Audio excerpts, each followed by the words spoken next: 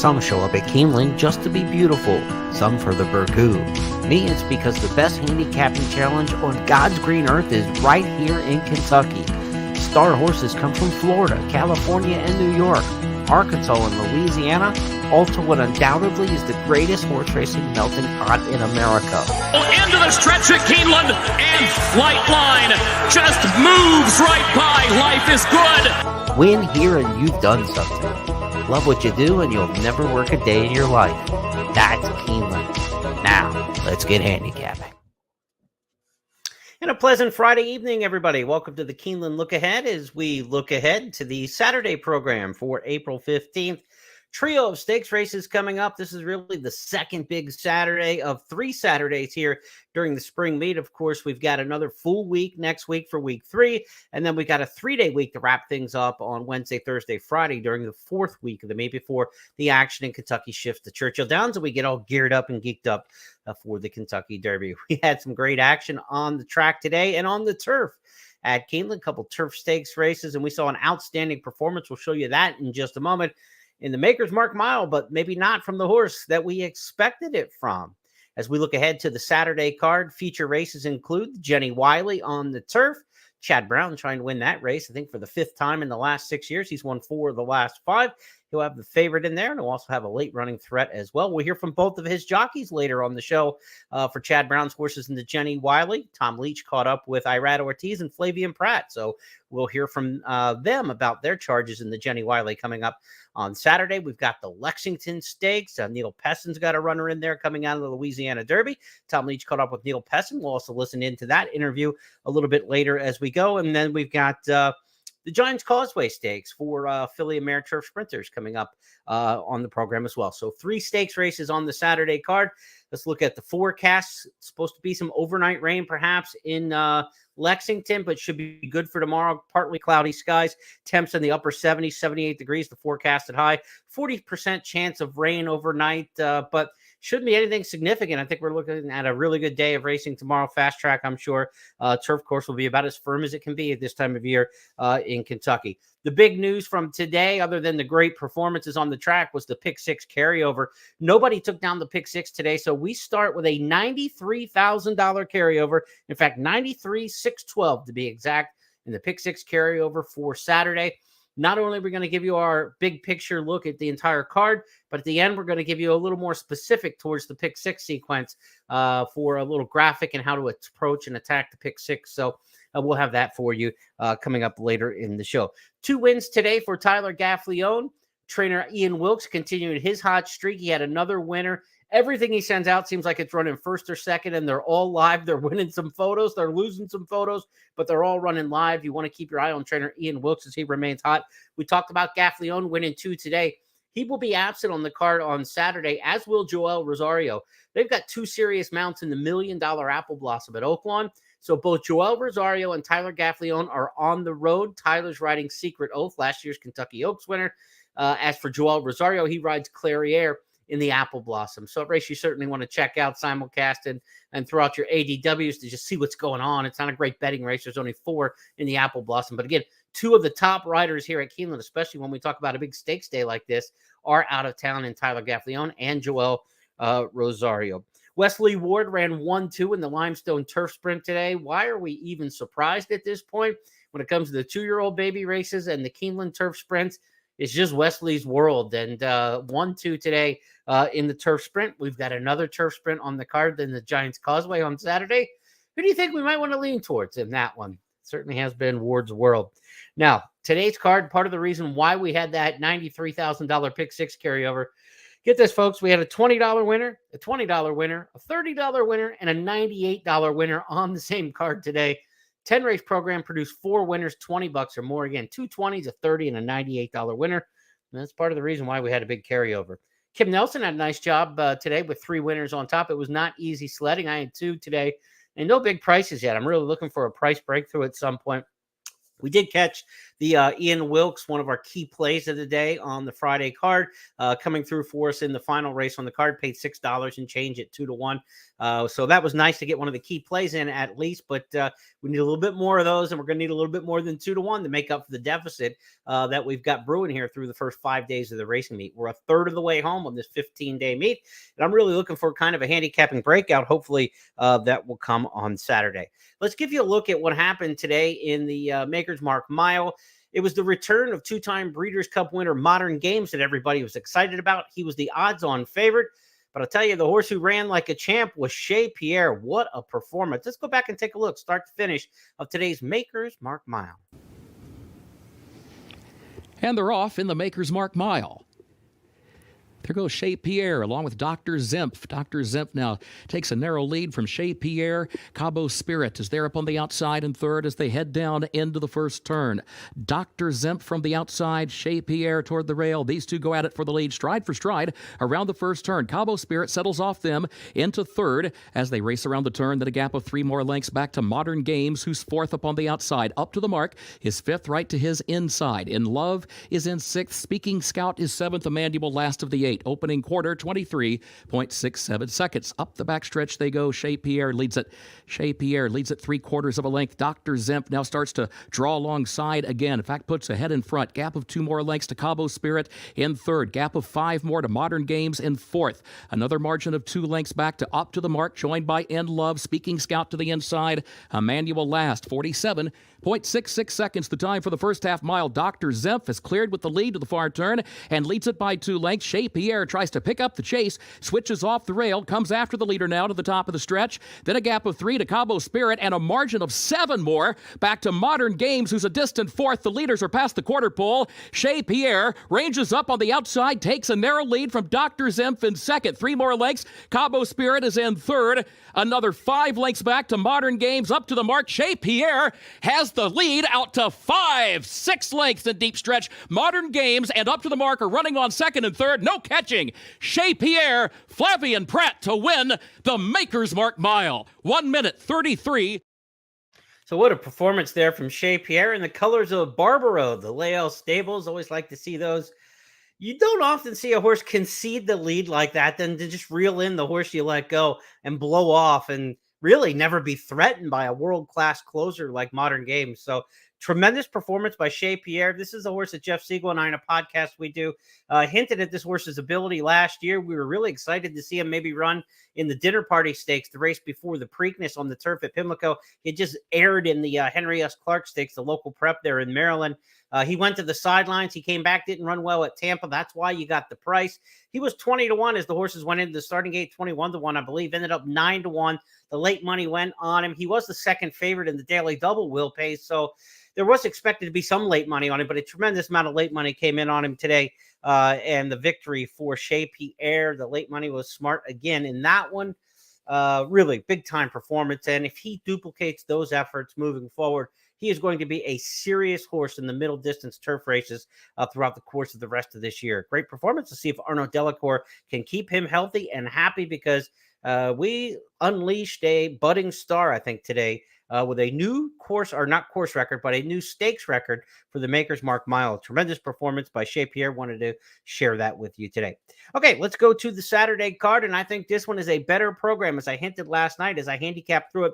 This is a better card than last Saturday's card for the Toyota Bluegrass Day, because that day we had a bunch of big favorites. Horses like Caravel was in there as a big favorite. Goodnight Olive, of course, Tapit Trice was a solid favorite in the Bluegrass Stakes. I don't think we have that kind of card today, and I think on Saturday, the allowance races are so strong. They look competitive, deep, and races that might be, stakes caliber, quite frankly, when we look at them. So let's take a look at the big picture here and what we have in store for you on Saturday's program. An additional pick 4 on this 11 race card is going to start in race number 4. So we get that marked with an asterisk, because that's a little different than what we're used to seeing in our normal lineup here at Keeneland. Usually 2 pick 4s in early and late. Final 4 races on the card. Of course, the late pick 4, the early pick 4 is always races 2 through 5. But this middle pick 4 that we have on the Saturday card will begin in race number 4. So if pick 4s are your thing, or if you got good opinions in races 4, 5, 6, and 7, a little extra chance for you to try to maximize those opinions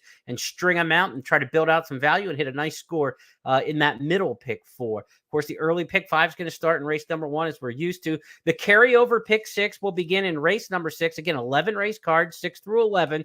Carryover of 93,612 in the pick 6. Race number 6 is also going to start the Keeneland Turf pick 3. So race 6 is a pretty good one if you can come up with a horse that you like in that one. Late pick 5 is going to start in the 7th. We've got Stakes Company in races 8, 9, and 10 in succession. Race number 8 is going to be the Giants Causeway. Race number 9 is going to be the Lexington. And then race number 10, the feature will be the grade 1 Jenny Wiley. So they go in succession. The 8th and 10th also in that green, the Turf Pick 3 races. 2 of the stakes races, part of the Keeneland Turf Pick 3, which will be races 6, 8, and 10. Our 3 key plays down at the bottom of the screen. We'll take you through those as we look to races 2, 5, and 11 for some of our key price plays on the day. We've got some other plays that we like, but they might be a little bit shorter prices than obviously these big ones. And it's about hitting something good and catching a good score here. So those are the ones we will spotlight on the Saturday card. Let's go to race number 1 now as we start kick things off with a normal 1 o'clock post time on Saturday. Mile and a 16th maiden special weight to start things off here. And this is one where Oglethorpe's going to get a lot of attention. 3 of the handicappers have that one on top. Magical Power for Todd Pletcher, I thought would probably be favored in this race. I'm the only one taking Magical Power on top. Pletcher trains, Irad Ortiz rides. This one comes off a good third place finish, or second place finish, I should say, in the career debut. Was well bet that day at 6-5, 10 lengths back to the third place finisher. I like to see that with a runner up. When there's a big gap back to the third place, that just means you got beat by a better horse that day and you dusted everybody else. Wasn't a blanket finish where you won a 3-horse photo for second, that sort of thing like that. Clear second best in the debut for Magical Power. Like the outside post position, it's not great necessarily going a mile and a 16th, but on a short field like this with a field of 7, shouldn't get hung too wide. And this horse has 1 turn speed coming out of that mile at Gulfstream. I think Irad Ortiz should get Magical Power into a good position. Also, the 2 in here, Covet, I think is worth a improving look. Kind of split the field in the debut, 12-horse field on the turf, but there's plenty of dirt pedigree here out of an Indian Charlie mare and by Kentucky Derby winner Always Dreaming. Look for the 2 Covet to improve second time out. Had some trouble at the start last time as well. This horse is bred for the dirt. They probably went on the turf last time because they knew the horse didn't have a lot of early speed and wouldn't be able to handle a sprint on the main. So we'll see now if Covet doesn't run a little bit better here. Going to the main track where the pedigree says it should be fine, and the mile and a 16 should be pretty good as well. So I've got Magical Power and Covet. Oglethorpe, the other one in there. A lot of our handicappers like Oglethorpe. Why not? 3 starts, has beaten a grand total of about 3 lengths in the 3 starts. Gets blinkers on for the first time, and sometimes that can help a horse over the hump who's just not quite getting there and focusing at the end. Danny Gargan sends this one out for Luis Saez in the saddle, and this horse makes the second start off a layoff. Good spot in the form cycle. Usually a horse gets 1 race back, and then second time should move forward and improve. So Oglethorpe makes a lot of sense. If you're playing multi-race wagers, absolutely. 7, 2, and 3. I would use all 3 of them here to get things started in race number 1. To the second race we go on the Saturday card. The pick 4 starts here, the early pick 4. It's also my first key play of the day because number 7 in here, Unified Decision, goes for an Ian Wilkes barn that is absolutely red hot. As we mentioned, everything he sent out this meet is really run its eyes out. They're trying hard. They're getting in some stretch battles. They're winning their share of them. They're all firing. And I think Unified Decision is one that you want to watch in here. Coming off the layoff, but Wilkes can get him ready. He's had a couple off the layoff, already run well at the meet. Gets Lasix for the first time. Showed some improvement with the blinkers added at Churchill Downs in the 3rd career start. I'm trusting the trainer the way things are going right now. You get the Lasix added here. Second time blinkers. Unified Decision for me. 20-1 in the morning line. No offense to Nick Tamaro, the morning line maker, with my comment 20-1 on Wilkes. Nah. But I don't think we're going to see 20-1 on any Ian Wilkes trainee. Again, after what he's done in the last day or two. Nick had to put this morning line together 48 hours ago. So he's not privy necessarily to how Wilkes has even continued to have a strong week throughout the week is gone. I would not expect if you remade the line that you make any Ian Wilkes horse 20-1 right now. I say that because I don't want you to think, oh, this horse is going to be 20-1. And then when he's 6 or 7-1 on the tote board, you think that he's underlaid. This horse will probably be 6 or 7-1 on the tote board. And I think he's a legitimate win contender in this race, the way the barn's going. And if you see the public handicappers across the board here in race number 2, Tom Leach is on Unified Decision. Kim Nelson, who had 3 wins today, is on Unified Decision. 3 of us have Unified Decision on top. that's not going to equal 20-1. So this is one of the reasons why it's good to look at the handicapper selectors box, because if you just saw the 20-1 in the morning line, and you're like, okay, I'm going to build everything around this 20-1. You could see right now this horse is not going to be 20-1. And again, it's not a knock on the morning line maker. It's a situation where you've got a barn that's going really good right now. Kim's taken notice to it. Tom's taken notice to it. I've taken notice to it. And that's where we're going. Please Be Kind, the 6 is probably the horse to beat in here, but has already had 14 career starts. 7 in the money finishes, a lot of second and third place finishes. As my buddy Brian Natto down at Gulfstream likes to say, a lot of minor slices. This horse likes to get slices, 7 out of 14, second or third. Paul McGee, a very good veteran trainer. Doesn't have many horses going anymore, but this one's a horse that's just been a kind of a consistent check getter. Second, third, the last couple starts in maiden special weight company at Fairgrounds. You come to Keeneland, you don't mind running for $50,000 because it's a $49,000 purse in the maiden claiming 50s here. So this race is worth as much as the maiden specials were down at Fairgrounds. And if you happen to get claimed for $50,000 in here with a horse who's 0 for 14, you probably don't cry too much about it. Try to win this race, and if you get claimed to get an extra $50,000, you'll take that in the business sense. Please Be Kind, certainly respected in here. The 11 Sinners Saints got some early speed coming in from Santa Anita. We've seen the California horses run really well so far at this meet. Bob Hess has a winner. We've seen a couple from Phil D'Amato. I think there's a couple other California horses on the card that you might want to sprinkle in. Santa Anita is closed this week. No racing this week as they transition from their champions meet in the winter into this kind of post-Santa Anita Derby meet they have through June. So there's no live racing at Santa Anita this week. Some of them are taking advantage of that by hitting the road and running here at Keeneland. A horse like this, you say, you know, what's a maiden at Santa Anita showing up here for a maiden claiming?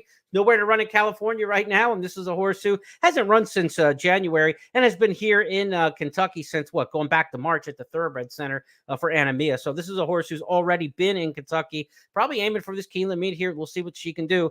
Sinners Saints, a $400,000 Keeneland September purchase, now in for the maiden 50. But I think a contender in this race where you don't have to get too excited about any particular horse. I'm taking the trainer angle in here, unified decision. I can see you going 4 deep, 7, 6, 11, 2. All 4 of those horses, I think, are under consideration for me. And as we look at the other public handicappers, the 2's picked on top for Scott, the 6 picked by Gabby, the rest of us on the 7. So 2, 6, 7 for sure. And again, I think the 11's one you could throw in there. Look at it 4 deep, perhaps.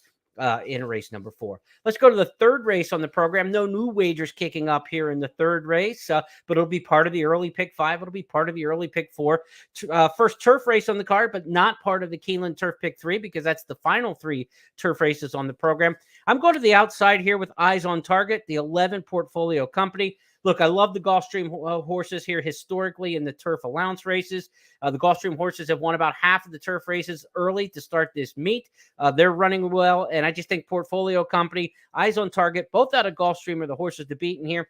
The deciding factor for me was that Eyes on Target comes out of a mile and a 16th race versus the mile race for Portfolio Company. And what we've seen here historically in the past, that 70% of the winners in these mile and a 16th races, the allowance races at Keeneland, come out of races at a mile and a 16th or more versus the ones that are trying to extend distance, going from the mile to the mile and a 16th. A little bit extra distance in the final prep has statistically at least shown a nice advantage with 70% of those winners. So that's why I went to Eyes on Target over Portfolio Company. Natural inclination, I think Portfolio Company might be a little bit better horse. The 4th in the Bryan Station, beating a length and a quarter, was a really good performance over this course. But Eyes on Target is also a winner over this track for trainer Mike Maker. He's kind of had a little losing streak to battle with of late, lost the last 7 starts 4 times as the favorite. So we're looking to get a little bit better price on Eyes on Target if we take this one. If you're showing up on the tote and the 12 and 11 are kind of similar prices, then I don't know if that lean towards the mile and the 16th prep makes as much difference. But if there's a discrepancy in the tote board where the 12 is a much better price and has that statistical lean, I think that's a good angle to follow. Outside post, look, they're not easy here for this mile and the 16th race on the turf, but I think the 2 best in here are the 12 and the 11. The other one I would look at is number 3, James Aloysius. This is another horse from Gulfstream Park. Has done nothing wrong in his career. 3 starts, 2 wins. Danny Gargan trains here. Gargan's got one earlier in the program. He could have 2 winners in the first 3 races.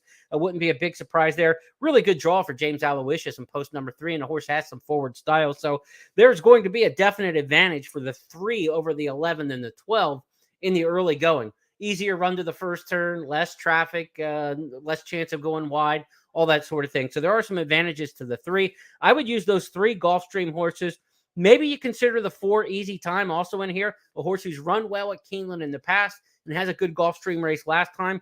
12, 11, 3, and 6 are really the horses under consideration for me in what could be a pretty good betting race. Let's see what the public does with this one in the third portfolio company. Again, the top pick for Kim and Tom, eyes on target for Gabby and I, and then James Aloysius, the top pick for Scott. So we're on the same kind of horses, right? 12, 11, 3, and then 6. You see Easy Time popping up there a couple. So it is those 4 horses. That's what everybody's got race number 3 down to. If you're playing a multi-race wagers, maybe you use all 4 if you can afford, or if you've got a place where you need to narrow in other races and can't do it, then maybe you have to narrow in this spot. If I had to narrow it, I'd still want the top 3. I don't know if I want to play this race without the 12, the 11, and the 3. If you can afford it, I think the 6 is a good addition in there. But that inside draw and the pace advantage that James Aloysius has might be enough that he doesn't give it back. And so I would want to use all 3 of them in the third race. Fourth race on the card as we go back to the big board tells us that we start a pick 4 here. Again, this is not traditionally a pick 4 starting race in race number 4. So that's why I threw the star up there next to that. Pick 4 starts here on races 4, 5, 6, and 7. That's going to get you through a grass race or 2, but before we get to the stakes. So these are all like good, juicy overnight races, a lot of high dollar claimers, allowance, maiden type races here in this pick 4. Wanted to kind of get after a little bit, I think. I went with implementation in here for trainer Wesley Ward. He's doing a lot right at this meet. Ward's got a speedster here in implementation who can kind of get out there, even despite coming out of a route race. This horse has sprint speed and route speed, made the front in a classy allowance race here back in October before giving way, and then ran in the claiming ranks going long and went wire to wire. We know the horse likes the racetrack. That's always a good sign. Layoff, you got the workouts, and then Wesley Ward factor. He's going well at the meet. I like the fact that he goes to the apprentice rider in here, actually. They get a 5-pound weight allowance, and the rest of these are carrying 124, which is a fair amount of weight. It's only 6.5 furlongs, so weight's not a huge deal in a one-turn sprint. But if I can get 5 pounds and everybody else is carrying 124, I'll take it.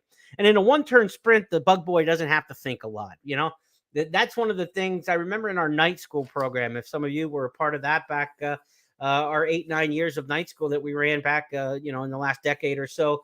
I remember we had trainer Tom Amos on, and we had asked him in the chat about riding apprentice riders. And he always said he doesn't mind an apprentice rider in a sprint race because all you have to do is go. Every horse in a sprint race is trying to run as fast as they can, as far as they can. So there's not a lot of thought process. You don't have to try to find where the competition is. You don't have to rate and have gears and worry about your position on the first turn and all that. If you've got an apprentice rider, get them in a sprint race, and that's their best chance. Implementation, you get the weight allowance, and I think implementation for Wesley Ward, the top pick in here, but not an overly confident pick in this race. Let's see what the other handicappers have in race number 4. Inside Stunt, the 1. Come On Man, the 6. Courthouse Cove, the 8. And I've got implementation. Come On Man also for Kim Nelson. So 5 handicappers have 4 different horses. This tells you that this 9-horse field with 4 different top choices is probably a pretty wide open race and isn't one that you're just going to lay all over the same horse. The 7, the 2, and the 8 are horses that I thought were top in here. Courthouse Cove is picked on top by some of the others and fits well. But one that's not mentioned too often here by the others is the 2. And this could be the price play in here. Go Yoshka. This is a horse who ran a good second by a nose at 35-1 in a $50,000 claimer back here last year. Probably the best race on the horse's entire form. Mac Robertson, usually a high percentage trainer. He's not hitting in 2023 like he has in the past, but these are good Oaklawn connections. Jareth Loveberry coming in to ride for Mac Robertson. And look, we have seen the horse for course angle at Keeneland so many times already at this meet. Their horses, like their recent 3-4 starts, look like nothing, but you go back into form and they ran here in the fall or last spring or even in 2021, and they had a really good effort. Keeneland is one of the great horse for course angles of any track in America. They either love it or sometimes they don't love it. But Go Yoshka could be a really nice price in here because after getting blitzed twice at 23-1 and 31-1 at Oaklawn, this horse is not going to get bet on the board. People are not going to go back to that career best effort at Keeneland in the fall and make a big announcement that, look, we think this horse is a major contender. Go Yoshka is going to be a fair price in here. And so that could be the value. This is a race I think you want to use a few horses to start that middle pick 4. And of course, it's part of the early pick 5 and the early pick 4. So a lot cooking in race number 4. I wish I had a stronger opinion because if you had a single in there, now you're starting to look at like all 3 sequences, the pick 5, the early pick 4, the middle pick 4, and you get a little more excited when you can really hone in on one of those races that's part of all 3 legs. Let's go back to the big board here as we go to race number 5. And race number 5 is where we've got our second key play of the day. And this is going to be one of these angles that we love. We love the Gulfstream turf horses here on the grass. We've got Allowance Company in race number 5. Again, this is not part of the Keeneland Turf Pick 3. We got 5 turf races. The last 3 are part of the Keeneland Turf Pick 3. Baby Billy's the one I like in here at 10-1 in the morning line. This horse ran at Gulfstream Park in the winter and had really good Gulfstream form. I mean, this horse ran in the Mucho Macho Man Stakes, then went to the turf and really perked up with a good effort on the turf and won that race with Lasix. Now back with Lasix today. I think that's a key angle here. Baby Billy back on Lasix. Jack Sisterson goes to Flavian Pratt. We know the Gulfstream horses run really good in these kind of races. This horse doesn't come directly from Gulfstream. He ran at Turfway last time in the Jeff Ruby. They tried something. They added blinkers, or I should say, they tried something in that race, going back to the blinkers. They threw him in a big stakes race, maybe to try to get Kentucky Derby points and sneak in somehow, or just go for the big money in the Jeff Ruby. I think that was like a $750,000 or $600,000 purse. So it was worth taking a shot at, but Baby Billy wasn't competitive in that spot against 2 Phils and some other good ones in there. This is a much easier spot. I like Flavian Pratt riding. The 1 turf race at Gulfstream is really good. And the win on the form was with Lasix. They're back with Lasix today. 10-1 in the morning line. Baby Billy is one of my key plays of the day with a nice price play. So let's try to get that one in key play number 2. Now, this isn't one of those standout races. This is a race where there's some good options in here. Otherwise, with that one on top, the 4 Emperor's Appeal also comes in from Gulfstream. This one should be inside speed. 2 starts ago had the misfortune of hooking eventual Tampa Bay Derby and Bluegrass Stakes winner Tappet Trice, was overmatched in that spot, and every other race has been competitive, though. Emperor's Appeal should get a good trip. I don't like the bottom side of the pedigree necessarily to go the 1 1/8 with Successful Appeal on the bottom, but Adam Biscuits is going to get a chance because I don't think there's a ton of speed to the inside. The Emperor's Appeal, I think, is going to get the lead, get to the hedge, and take them as far as they can. Brian Lynch does really good with turf horses that have some speed. I just don't know if Emperor's Appeal can see the whole way out. The dam side of the pedigree seems a little bit short. Of course, the top side of the pedigree by Empire Maker, Belmont Stakes winner, Florida Derby winner. You could definitely see Empire Maker siding on a horse to get a 1 1/8. But when it comes to handicapping, for me, one of the points I want to make is a lot of times for me, the best stamina influences come from the dam side. And the sire influences the brilliance, the class. And then on the bottom side of the pedigree is where you need to get the stamina. So when you have a dam sire like Successful Appeal, who's a sprinter and gets primarily sprinters, I don't know how far a horse like that will want to run in Emperor's Appeal, but we'll find out. Empire Maker, of course, the 1 1/2 Belmont Stakes winner. You would expect that he could get a horse of some distance. But for me, when I'm handicapping, I lean way more to the dam side of the pedigree for the stamina. And then to see if a horse is going to be brilliant and classy, then I look to the sire side. 6, 4, 8, 9, 12. There are other numbers you can use in here with Baby Billy. I'll use Baby Billy on top, win bet for sure. And then you got like the 4, 8, 9, 12 that I want to use underneath. So 6 over those 4. That would be a trifecta key. That would be 12 combinations. So you could play 6 over those 4 horses for $6 for 50 cents. That's a good play in my estimation. Then if you get the win on Baby Billy, not only you cash the win ticket, but you hit the trifecta as well for not a big investment. So 6 over the 4, 8, 9, 12, the way I'm going to attack race number 5. See what my compadres in the selection box are doing in race number 5. And the 8, the 9, and 12 are the other picks in here, right? So 6 over the 8, 9, 12, and 4. So it's got my pick, Baby Billy, on top, who's on an island. Nobody else has Baby Billy. I love that. And if we can get everybody else's horses just kind of mixed in there, maybe Emperor's Appeal goes a little bit farther than the pedigree suggestion, holds on for second or third. We made a nice trifecta here in race number 5. Certainly we want to get win money on Baby Billy at anything close to that 5-1 morning line. Look, you do want to watch the also eligible list in this race. Our Dream Ride is live if the 13 were to draw in for sure. The 15 Battle of Normandy will be one of the horses to beat if that one draws in off the AE list. So pretty good group of also eligibles. Check the scratches and changes on race number 5 before you dive in there. I would say if you're playing a trifecta, I still like Baby Billy. That's my horse in here. But I might throw those also eligibles in along with those other horses for the trifecta underneath. You certainly want to consider a couple of those AEs if they happen to draw in.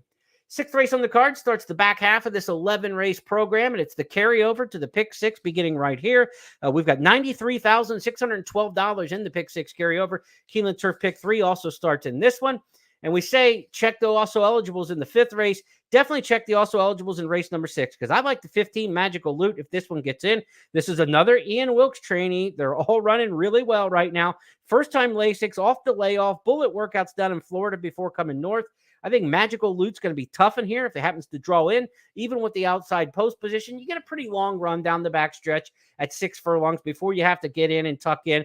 Magical Loot's not a horse who's got a ton of early speed, so does stand a little bit of a chance to get hung wide if that runner can't tuck in. We might not be worried about Magical Loot, though. He's got to draw into the race first, but that's the one that you want to keep an eye on. Also, Scylla, the 9 horse in here. This is a horse by Tappet out of Close Hatches. She earned, $3-4 million. First-time starter for Bill Mott. Bred to the 9s.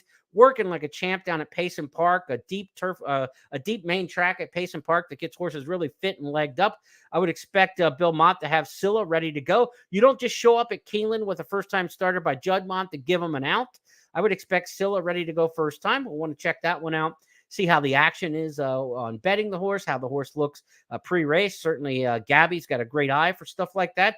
She can give us her insight on the simulcast feed on how Scylla's looking the first-time starter. 10 Zeitlos is a horse who's going to try to cut back in trip from the mile by Curlin, who sired more winners at Keeneland last year than anybody else. Steve Asmussen's runners are not really firing so far at the meet. We'll see if Zeitlos can change that with Irad Ortiz riding. Late runner in here, and cutting back from a mile with a late running style to 6 furlongs, that's not really the profile. You'd rather see the horse with some early speed in here. Hard to tell where the early speed may come from in this particular spot. Also, the 5, Nurse Kringle Dances. It's another Ian Wilkes. This is another one, though. I don't really like this horse to win a lot, even though the Wilkes barn is super hot, just because he comes from too far out of it. The Bullet workouts down at Palm Meadows, maybe Nurse Kringle Dances will show a little bit more pace under Julian Leperoux. But if they try to close like they did last year, it's probably not going to be a successful formula going 6 furlongs. So race number 6 starts the Pick 6. Scylla, the first-time starter, is of a lot of interest. 15 Magical Loot to me is the play. I would go too deep in the Pick 6. We'll talk about that in just a bit if we get the 15 and the 9 both in the field. Let's go to the 7th race on the card next up. Race number 7 is a mile and a 16th on the main track, Allowance Company. This is an allowance field, but there are many options in here of stakes caliber horses. You got horses like Kentucky Derby alum Barber Road in this spot. Some horses who have been in some high level races. Graphic Detail has been in some big stakes races. Husband Material's been in graded stakes races. Good field here. Barber Road's kind of a classy individual. Last time out showed speed. This horse has never shown any speed in his life, and all of a sudden last time he started to run to those morning workouts. He's really sharpened in the morning. And it seemed like John Ortiz has his 4-year-old son of race day kind of at a career best right now. Even though he comes off a second-place finish last time, the sharpness that he showed at Oaklawn early in the race kind of tells me he's into it. So I would not be surprised if Barber Road's tough in here. Of course, Race Day, the sire, was a major stakes winner here at Keeneland over the main track. Another pedigree note, of course, number 6, Crump, is by Into Mischief. And out of Flashing, just a wonderful pedigree there. And, of course, Into Mischief has more winners at Keeneland on the main track than any other sire since we went back to the dirt. And another pedigree note in this really interesting race, Principe d'Oro, the Todd Pletcher trainee, by Medaglia d'Oro out of Dame Dorothy. Bobby Flay's really good race mare. This is a good group in here for Allowance Company. I think you want to go deep in this spot. Tapu, the 7 is the one I'm going to end up taking on top. It's another well-bred Tappet. Gelded for the first time, has a really good workout since last starting in October. Comes in fresh. Took on some pretty good company last year in the races in Kentucky, and Meister was in one of those races. So pretty good groups that this horse has faced, and always seems to fire a good shot. So I took Tapu, first time back, John Velasquez riding, but a very tough race. Barber Road just gives me the feeling that's going to be some rail speed in here. I think he's going to be tough. If Raylo Gutierrez can get Barber Road out of the gate and right up into the race, short stretch finish line, turning for home with that back class, he's going to be tough in here. 7-1, and then you could go a lot of different ways beyond that in race number 7. As far as my partners go, let's see what they've got for us in the 7th.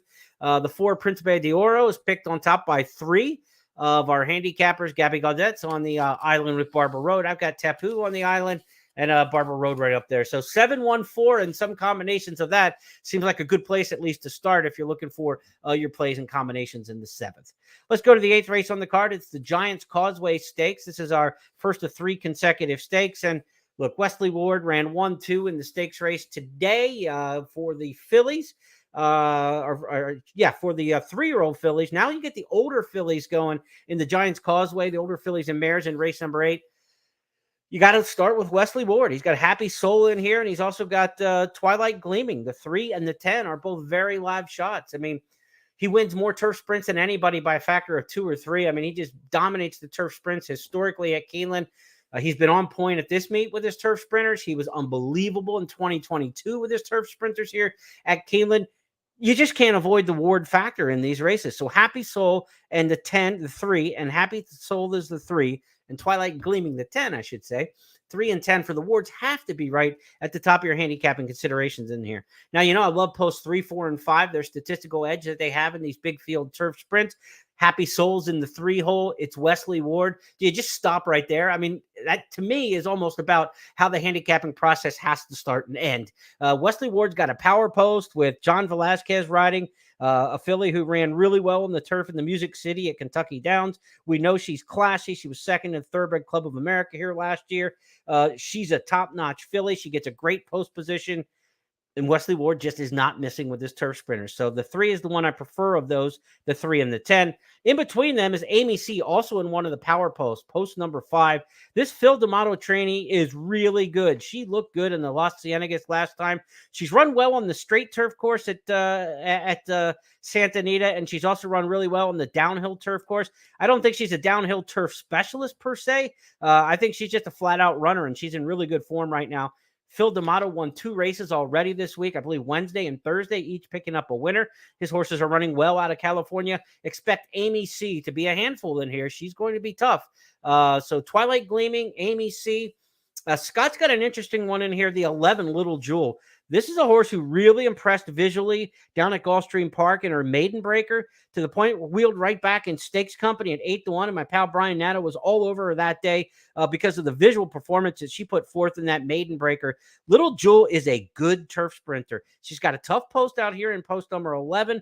Javier Castellano, a really good pilot. Let's see what kind of trip he can work out, but I would not be shocked at all if Little Jewel is not a big part of these exotics. I've got it 3, 5, 10, and 11 in the Giants Causeway Stakes.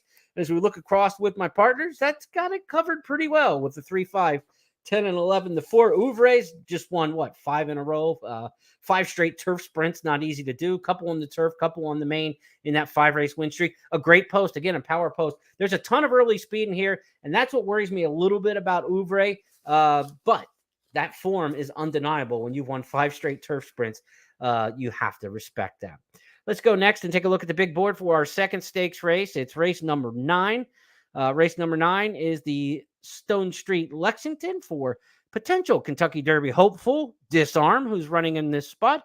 Also some horses who could make their way towards the Preakness Stakes with a good effort here. Probably Derby qualifying points, though. Disarm has to run 1-2 in this race. And if Disarm runs first or second place would give 8 points of Kentucky Derby qualifying. Already with 40 points for the second in the Louisiana Derby. That would put Disarm up at 48 points and get Disarm into the field for the Derby. That's what they're trying to do. Of course, they're trying to win this race as well because we're looking at a $400,000 purse in a graded stakes race for Disarm. So they're here to win it, but if they finish second, they would have enough to press on to the Kentucky Derby if they won't. Anybody else in this race, the 20 points in winning wouldn't give them enough probably to qualify for the field the way things look now, nowhere close to the points. So unless 20 horses didn't enter, which isn't going to happen, nobody else can get into the Kentucky Derby out of the Lexington this year except Disarm with a first or second place finish. But Brad Cox has got a couple in here who I think are really good. First Mission and Demolition Duke. You could see those horses certainly with a big effort going on to the Preakness Stakes. We saw Owendale go straight to the Preakness out of this race a couple years ago after winning it for Brad Cox. And, of course, Cox won this race last year with Tawny Port. So he's won 2 of the last 3, or the last 2 years, I should say, with Owendale and Tawny Port. So Disarm has a challenge on his hands with First Mission and Demolition Duke, the way I see it. Now, Disarm comes out of the Louisiana Derby, as does Dennington and Baseline Beater. That was a race that was won on the front end by Kings Barnes, and the pace was not very favorable that day. Tom Leach caught up with Neil Pessin, the trainer of Baseline Beater, to talk about his chances of rebounding in this race and what happened in the Louisiana Derby. Neil Pessin's got Baseline Beater in the Stone Street Lexington. Didn't really have much of a chance in that last race, did he, with the post and the pace? Well, he had no chance with the pace. I told Corey, I said, try not to get too far back, let him be within 8 lengths, at least give him a chance.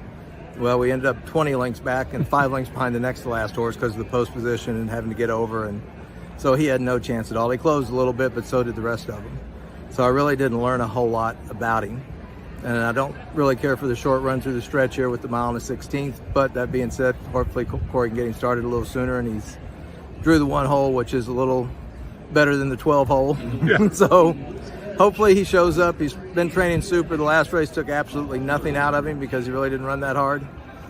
How has he progressed this year, coming off that nice win 2 back? He's gotten better every race. That's why I tried the Louisiana Derby. I actually thought he had a shot in there till I saw the amount of pace that was in the race. And so hopefully there's more pace in this race. I haven't looked at it yet, but hopefully they have a little more pace that he can set up and hopefully not get 20 lengths back. How has he come along from 2 to 3, and what's the upside that's left? I think he has a lot of upside left because he's improved every start. He's gotten better, and he's still learning. He's still a big dumb gelding. So kind of some people say a lot like me, but so. Hopefully he keeps taking a step forward. The last race I just put a line through just because of the way the race set up, and hopefully we can make an improvement from the races before to this race, and he can be right there at the finish. So thanks to Neil Pessin and his big dumb gelding. You got to love somebody who doesn't take themselves too seriously, but Baseline Beater, maybe a long shot to consider from well off the pace in the Lexington Stakes. Look at the picks from our public handicappers. I'm on First Mission. Look for Brad Cox to continue his streak in the Lexington Stakes. I've got Cox running 1-2 in here, Disarm the other horse. Disarm's picked on top by 2 of our handicappers. First Mission picked on top by 3 of the handicappers. So kind of looks like a 2-horse race if you're looking at playing multi-race wagers. I would go 3 deep in here. I like Demolition Duke and Disarm. 5, 3, and 6, the way I see the Lexington Stakes. Let's go next to race number 10 on the card. It's the Jenny Wiley. And the Jenny Wiley Stakes has kind of been the Chad Brown Invitational. He's won this race for the last 5 years, 4 of the last 5, and 5 of the last 8. Chad Brown's got 2 in here. Speak of the Devil, the late runner, and In Italian, who's the front-running favorite in here. She was winner of the First Lady Stakes at Keeneland last fall. She ran a dynamite race when leading all the way and just getting nailed at the wire in the Breeders' Cup Filly Mare Turf. If she gets loose here, she's going to be awfully tough to beat. Her regular rider is Joel Rosario. He's off to Oaklawn to ride Clairiere in the $1 Million Apple Blossom on Saturday. So Irad Ortiz picks the mount back up on In Italian. Tom Leach caught up with Irad in the paddock earlier today. Irad Ortiz riding full-time here at Keeneland for the first time. Enjoying it? Are you enjoying it? Yeah, I do.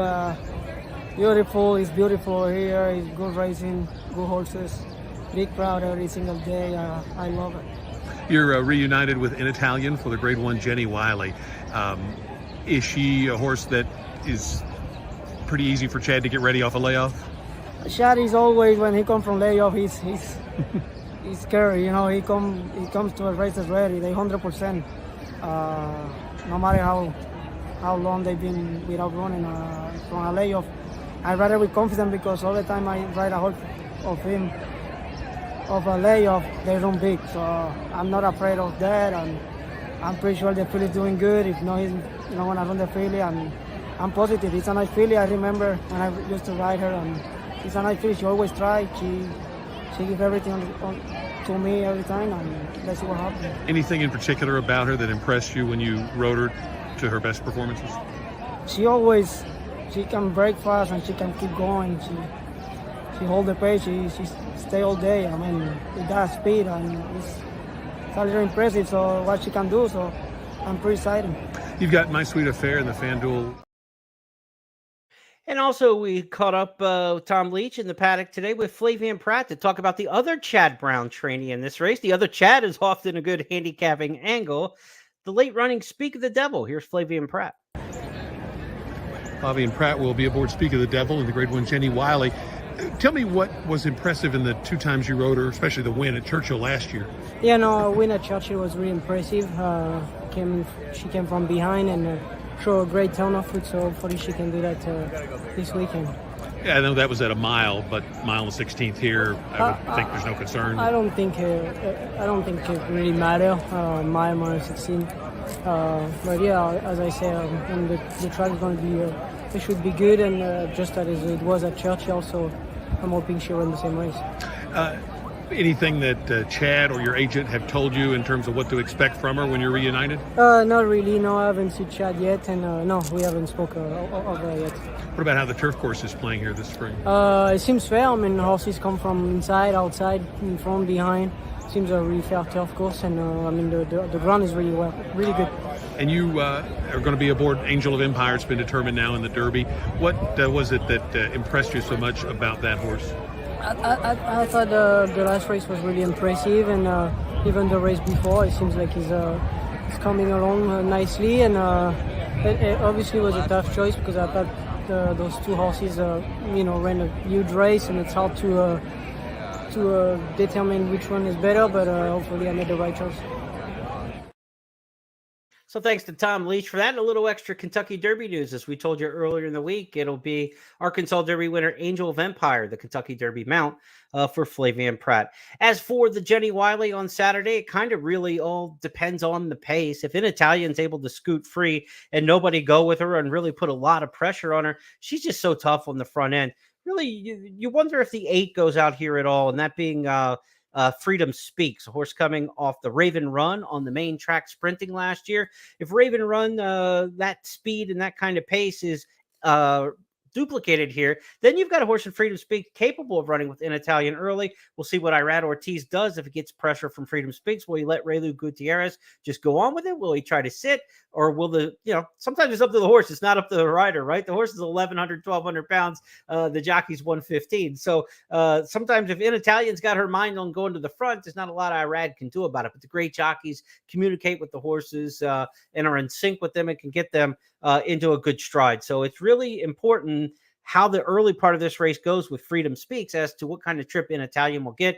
If she gets her trip, I don't think she'll be beaten here. With the Moonlight is a pick for Tom Leach. If you are looking for an alternate, looking at the handicapper selectors box, everybody's got an Italian on top. Tom did go with the Moonlight, however, so he's on the island there on top. And with the Moonlight for trainer Charlie Appleby, William Buick sticking around the ride, not just sticking around. This is a grade 1 $600,000 race, but of course those were the connections that ran second with Modern Games as the favorite on Friday in the Maker's Mark Mile. To the 11th and final we go. We've got some good options in this race. We talked about how well the California horses have been running at Keeneland here. We've got another one here at a nice price. Flavien Prat, we just saw him, maybe a little mojo with that. He's going to ride for trainer Mark Glatt with Ironic Twist. This is a horse who makes a second start off nearly a year layoff. Good workout since the return. That's one thing I like to see when a horse goes second start off the layoff. What's their workouts like since that race? Because a horse comes back off the layoff, maybe the race that they came back in kind of knocked them out, zapped them and took too much out of them. This horse, Ironic Twist, since the return from March of last year to February 18th at Santa Anita, has returned to work bullets since then, and I love seeing that. That tells me it's a horse second start of the form cycle that's about to run a really good one. Ironic Twist won the first out, won the second out, so we know second start off the form cycle can put back-to-back races together like he did last year. So I'm looking for Ironic Twist at a really nice price as my final key play of the day in a deep race. Race number 11's got some options in here, but 15-1 in the morning line, I'd love that all day Saturday and into Sunday if we can get that kind of price. Also, a lot of respect in here for number 11, Napa Candy, who's 20-1 in the morning line. Napa Candy's by Candy Ride, one of the top sires here in the dirt over the years. Had a big year last year. This is a horse who's run well at Keeneland, Napa Valley, Napa Candy, one of the horses by Candy Ride who's won over the track. Won here last spring, not only won, but won by 5 in romping style. So it could be a horse for course angle, off the layoff, pedigree, Vicky Oliver, Rafael Bejarano teaming up here. Bejarano had a big price winner on the card today. Napa Candy, I believe, is 20-1 in the morning line, 15-1 on Ironic Twist. A lot of respect for those two from me. Let's see as we look across our handicapper selectors box. No other picks for Ironic Twist on top, but a couple underneath selections for that runner. Napa Candy, I'm on the island with. So if I can get the 4-11 in any kind of combination, first and second, split them first and third with a couple in between to wrap up the pick fours, the pick fives, maybe even the pick six. That's what we're looking for. We got some big prices in here. 12 Tarabi is a deserving favorite in here coming out of stakes races, but she ran against straight 3-year-olds last year. She's been off since September. It's not the layoff that necessarily worries me. It's the fact that she's only ever run against only 3-year-olds. So those were restricted races every race of her career. At 2, she ran only against 2-year-olds. At 3, she ran only against 3-year-olds. This is her first time in true open company, even though she's going from a stakes race into an allowance race. These are some older, salty veterans that aren't just kind of in her same category. So interesting group in here. Like you got a horse like Overcharged in here who's won 8 career races and a veteran 5-year-old. So an interesting cast. Tarabi's probably the horse to beat on that past form. But again, a 3-year-old filly against straight 3-year-old fillies. Then when they go against olders and elders for the first time, sometimes it could be an eye-opener, and we'll see if she's as good as her resume looks when she ran against just restricted company. I have respect for her. I'd keep her included, obviously, but I like these long shots. Ironic Twist and Napa Candy to wrap things up. Now, let's look quickly at the pick six. I know we're a little long here tonight with 11 race card to carry over, but here's why I kind of line up the pick six and where you want to consider here. In race number 6, the pick six starts. That's the race where the 15 Magical Loot really looks good to me if we can get in off the also eligible list. You got the first-time starter Scylla in there, the offspring of Close Hatches, the multimillionaire for Bill Mott. If this horse is really live on the tote, looks great pre-race, could just be the first-time starter who takes him. The 15 and 9 are very interesting. Those are the things you got to flush out. The good thing about it is it's the first leg of the pick six. So you're going to see the tote and you're going to see the pre-race warm-up and the paddock and all that kind of stuff before you have to make a decision on that first-time starter. Really fortunate that it works out that way. In race number 7, it's only an 8-horse field, but I think there are a lot of good options in that race. We talked about Barber Road, Principe, Dioro, Tepu, the longer shot that I like in there a little bit. I think you want to go deep in that race, even though it's only an 8-horse field. The inclination will be, well, there's only 8. I can get by with 1 or 2. I think you want to go 4 or 5 deep in there. I think you really want to get your coverage in race number 7. Because, again, we're only using 1 or 2 in the 6th, and we're only going to use a couple in some of these other races to come. In race number 8, Wesley Ward ran 1-2 in the juvenile turf or in the turf sprint stakes on Friday. Why do we resist Wesley Ward? I mean, we just want to take him, take Happy Soul the 3, take 10 Twilight Gleaming, and I would also use Amy C in between. I think we can get through race number 8 3 deep. But if you need to trim your ticket at some point and you just want to go with Wesley Ward and you just want to single the 3 Happy Soul in the power post 3. Wesley Ward, John Velasquez. If I had to single one in that race, that would be the one. But I think you use the 2 Wards and Amy C, the 5. In the 9th race, the Brad Cox duo, First Mission, Demolition Duke. They look a lot the same on paper. I do like First Mission more than Demolition Duke, but if First Mission doesn't fire, I won't be surprised if it's the other Brad Cox winner, and Disarm is a horse you have to keep in there. I think if you just go 3 deep in the Lexington Stakes, you can feel pretty safe. I'm going to trust in Italian. Hopefully she doesn't get in any kind of speed antics or anything like that and get in any kind of meltdown. I think if she runs her race, she's just simply the best horse in the Jenny Wiley at the distance, over the course, at this trip. Chad Brown will have her ready to go fresh. He's won this race off long layoffs in the past with the first start of the year. Again, he's won this race, the Jenny Wiley, 4 of the last 5 years. I'm just trusting in Italian when you're playing the pick 6.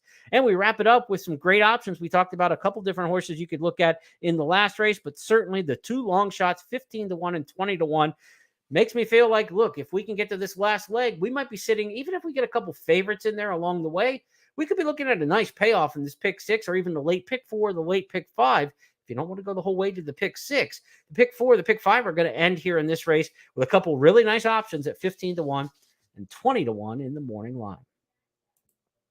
That's going to wrap up tonight's Keeneland Look Ahead as we went through the 11 race card. You can catch us each night at 8:30 Eastern for the next day's program. On Saturday night, we will preview Sunday's card that includes the Beaumont Stakes. Looking forward to that on Sunday. We also got a Turf Sprint Stakes on the Sunday program as well. So a lot still to come at Keeneland coming up on Sunday. We get through this week. We're halfway home in the fall meet. We'll be 8 days in on the 15-day session. So a lot of great racing, or 7 days in on the 15-day session after this weekend, but a lot of great racing between now and then. We've got a great card on Saturday. Look forward to that. $93,000 pick six carryover, something to get excited about. $1 minimum for the pick six at Keeneland if you haven't played it. Not jackpot, traditional pick six. So good time to jump in. And again, just a reminder, Tyler Gaffalione, Joel Rosario on the road to ride in the $1 million Apple Blossom at Oaklawn Park. So when you handicap tomorrow and you see some strange jockeys that you're not used to seeing riding particular horses, like, oh, Rosario has ridden this horse every time. Why is he not on? He's out of town. Tyler's out of town. So that's going to change things up.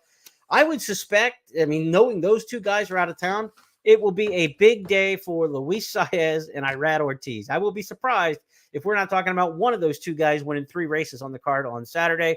With Gaffalione, Rosario gone, I think you really look for Irad and Saez to step up and have really big afternoons. Partly cloudy skies, temperatures 78 degrees in the forecast for tomorrow. 40% chance a little overnight rain, but should not impact the racing tomorrow. Be sure to check out the updated scratches and changes at Keeneland.com and on social media at Keeneland Racing. And be sure to check out the Keeneland Today preview program tomorrow morning at 11:30 before each day's racing with Scott and Gabby. They'll take you through all the clocker reports, the long shots to look at for the day, all their handicapping selections, and the updated scratches, changes, and weather conditions that are so important. Have a great night, everybody. I'll be back tomorrow at 8:30 Eastern to take a look at that Sunday card featuring the Beaumont. Good luck at the races.